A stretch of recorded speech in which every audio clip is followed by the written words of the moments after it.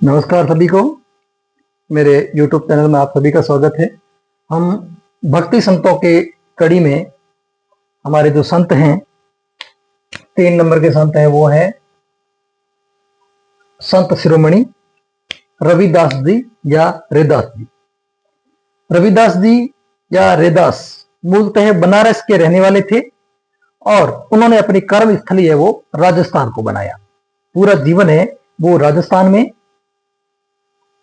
बिताया, अपनी कर्म स्थली बनाया।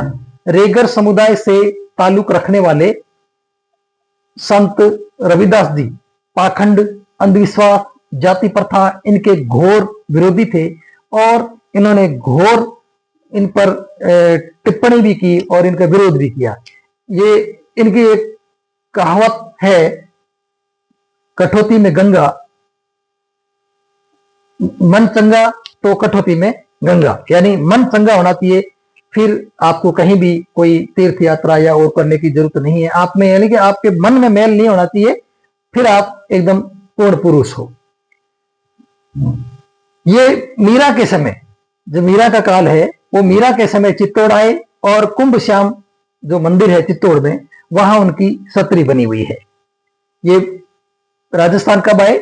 मीरा के काल में, जब मीरा का जो कार्यकाल था या उनका जो थी मीरा, उनके टाइम में ये चित्तौड़ आए और कुंभ श्याम मंदिर चित्तौड़ में इनकी एक छतरी बनी हुई है, छतरी। रैदास का कुंड और कुटिया राजस्थान के मांडवगढ़ एक जगह है, वहां पर रहते थे।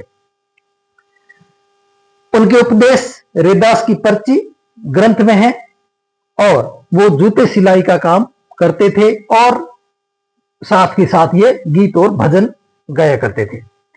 कबीर अरु रैदास का संवाद, ये एक ग्रंथ का नाम है। कबीर अरु यानी कबीर और रैदास का संवाद और रैदास की पर्ची, इसमें यह वर्णन मिलता है कि ये कबीर के समकालीन थे। कौन? रैदास जी जो है, रविदास जी, वो ये कबीर जी के क्या थे? समकालीन थे। संत पीपा की पर्ची के अनुसार, संत पीपा की पर्ची के अनुसार रैदास अपने गुरु रामानंद और कबीर के साथ गागरोन आए थे। गागरोन के किले में आए थे। किन के साथ? ये रामानंद जी और कबीर जी के साथ।